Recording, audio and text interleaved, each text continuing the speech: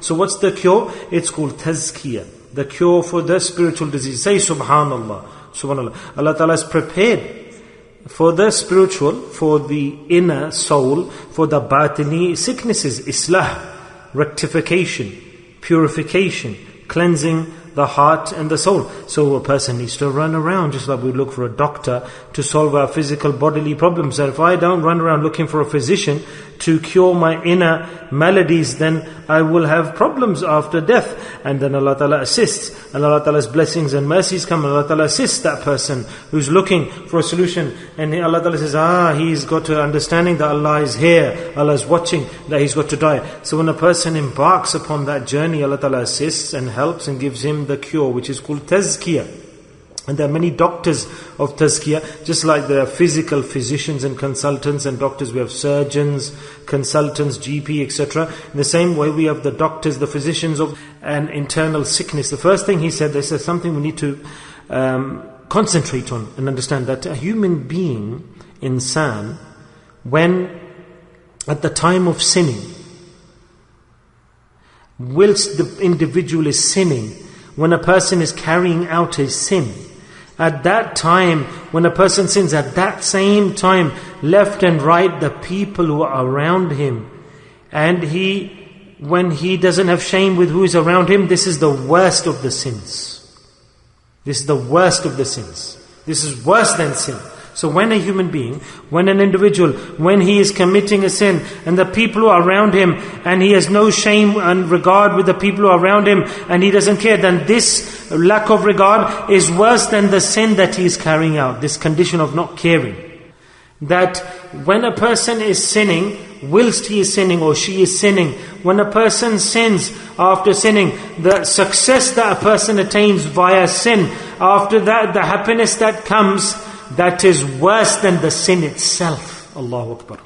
Shall I explain this to you so you can understand? For example, a person is sinning, and then after a sin a person feels happy and rejoices, then this is worse than the sin itself. For example, let's talk about society now. We have the lottery. Someone enters into the lottery. Is the lottery haram? Is it correct? Is it not bad? So he enters into the lottery. In the lottery, his numbers come out. Will he be happy or sad? Tell me.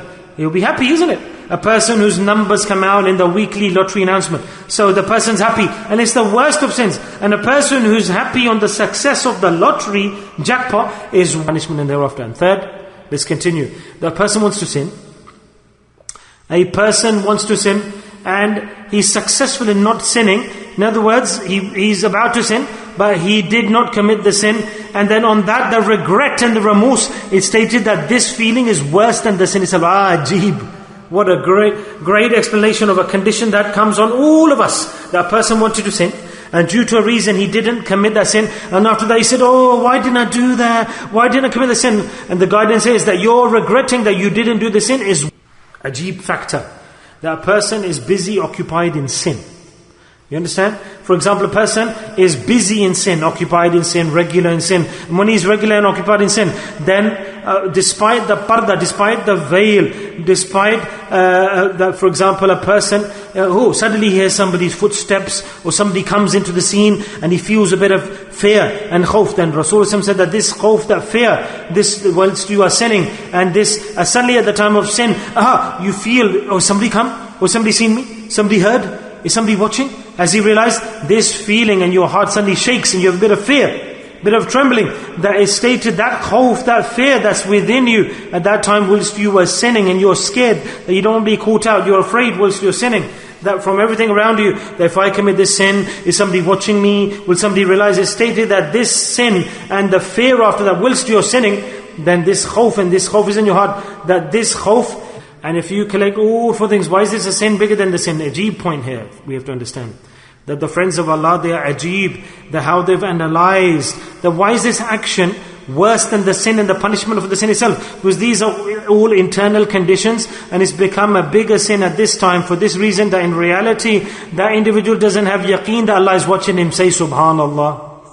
So to develop this yaqeen, That's why there's this punishment. And there's a lacking in the yaqeen. If this person had yaqeen, Allah is khabir and basir, Allah is watching and seeing and hearing, then he would never commit the sin. So all of these conditions are created in the heart of a person when he sins and after he sins. This is happening at that time when a person has no yaqeen that Allah is khabir, He is basir, He is watching, He is hearing, He is seeing. No, I do accept that there is Allah. I accept that Allah is my Lord. I accept that Allah is here. Allah Ta'ala is in the creator of the universe. But still I haven't got the feeling that Allah, you're watching me. What am I doing? I don't have the certainty.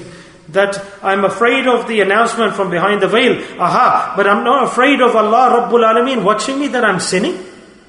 I'm not afraid of this. So on these 4 points, where's the cure? Listen carefully. What's the cure for these 4 diseases? That we need to take our certainty and yaqeen to that level that Allah is watching us. And this is called tazkiyah. Every woman and man. So the first step that's been explained from the Quran, وَاذْكُرُوا اللَّهَ كَثِيرًا لَعَلَّكُمْ تُفْلِحُونَ.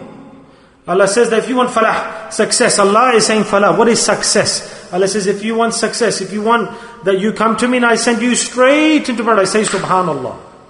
Allah is promising tuflihun, that if you desire this, tuflihun is not some minor thing. Allah Ta'ala is mentioning that if you want to be successful, that there's no hisab kitab for you in the grave or here or there anywhere. If you want success and you want a contract with me, Allah Ta'ala says, then if you prefer that in the grave you have no punishment, on the day of Hashr no punishment, and bridge Sirat no punishment, hardship, and you die and you go straight into paradise. Can Allah do this, my friends, or not? Does Allah have the capability? Of course He does. So say subhanallah, because Allah Ta'ala Rabbul Alameen is saying that I have the strength, the ability. So do you want this or not? We say yes Allah, we want this, we want this. وَاذْكُرُوا اللَّهَ كَثِيرًا. Allah says then do my dhikr.